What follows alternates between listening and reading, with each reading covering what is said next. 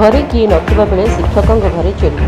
कोरापुट जिला बंधुगा ब्लॉक लीलाबाड़ी पंचायत सदर में बुधवार दिन शिक्षकଙ୍କ घरे चोरी हो जाइछि। दीर्घ वर्षर नीरवता पर पुणी बंधुगा ब्लॉक रे घर भितर पशि चोर चोरी आरंभ करथिबा जानिबाकु मिलिछि। प्राप्त सूचना अनुसार बुधवार दिन रघुगढ़ा स्कूल शिक्षक के संजीव कुमार द्वारा निज गाँ नीलाबाड़ी घरोई काम निज घर को चाबी पकई परिवार सहित सेमिलीगुड़ा को जाइथिले। शिक्षकों घरे किए नथिबार सुजोग नहीं बुधवार रात्रि चोर कबाटे घेरा अति चतुरता सहित भांगी 4 जोड़ सुना कानफुल 2टी सुना चेन 1 सुना कला माली पुअर 6टी सुना बदी 4टी सुना लकेट नगद 10,000 टंका सहित आलमारी भितर रूपा अलंकार चोरी होता जाना मिली। शिक्षक निज परिवार सहित गुरुवार दिन सकाल 8 घंटा 30 मिनिट समय निज बासगृह को फेरिया पर घर चोरी होता जाना पाई।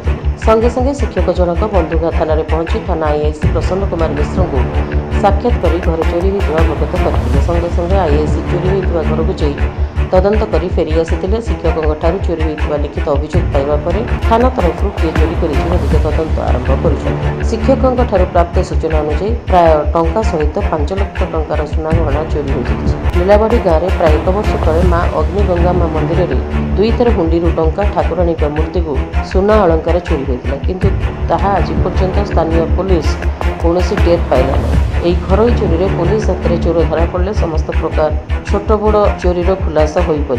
बंधुगा ब्लॉक उत्तम नायक रिपोर्ट PS न्यूज।